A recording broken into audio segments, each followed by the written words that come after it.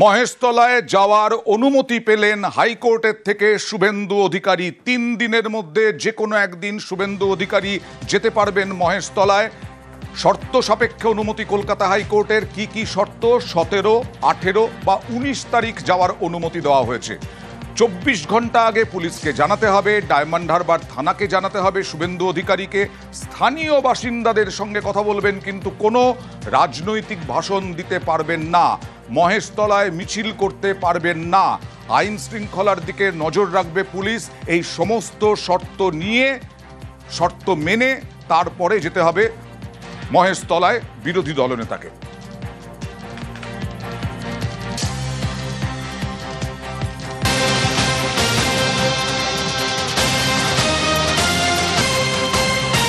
বেসরকারি হাসপাতালের বিলের চাপ কমাতে এবার সংশোধনী আনা হচ্ছে বিধানসভাতে। এবার বেসরকারি যে হাসপাতাল, সেই হাসপাতালগুলোতে অতিরিক্ত যে বিল হয় সেই চাপ কমাতে কতটা লাগাম টানা যাবে বলে মনে করা হচ্ছে। কথা বলবো প্রতিনিধি আবিরের সঙ্গে। আবির, দেখো, বেসরকারি হাসপাতালের অতিরিক্ত বিলের লাগাম টানার জন্যই বড় পদক্ষেপ নিচ্ছে হচ্ছে রাজ্য।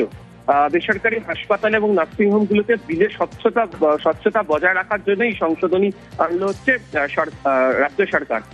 রাজ্যের বক্তব্য হচ্ছে বিভিন্ন হাসপাতাল, নার্সিংহোম, ডায়াগনস্টিক সেন্টার রয়েছে যেখানে রোগী বা তার পরিবারকে প্যাকেজে একরকম দেওয়া হয়, পরবর্তী সময় দেখতে পাওয়া যায় যে অতিরিক্ত টাকা সেখান থেকে নেওয়া হচ্ছে এবং কোনো রোগীর নির্দিষ্ট রোগের চিকিৎসা চলাকালীন আনুষঙ্গিক অন্যান্য রোগের চিকিৎসা সংক্রান্ত বিল প্যাকেজের সঙ্গে জুড়ে দেওয়া হচ্ছে।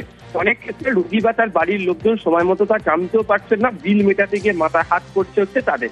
এই অবস্থাতে অপ্রয়োজনীয় কারণে আইসিইউ, ভেন্টিলেশনে রোগীকে রেখে নিয়ে বিল বাড়ানোর মতো অভিযোগ রয়েছে। এই প্রসঙ্গে এই বিল কঠোর ভূমিকা নেবে এবং এক্ষেত্রে কত টাকার প্যাকেজ তার অতিরিক্ত 1 টাকাও নেওয়া যাবে না এবং বিলে কি ব্যবস্থা গ্রহণ করবে রাজ্য, সেটিকেই রেগুলেটরি বিলে নিয়ে আসলে হচ্ছে রাজ্য সরকার। কবে থেকে এই কার্যকর হবে সেরকম কিছু জানা যাচ্ছে? দেখো, আজ এবং আগামীকাল এই বিল নিয়ে বিধানসভায় আলোচনা হবে এবং তারপরে থেকে পাঠানো হবে হচ্ছে রাজ্যপালের কাছে। রাজ্যপাল অনুমোদন দিলেই সেটি আইনে পরিণত হয়ে যাবে। বেশ।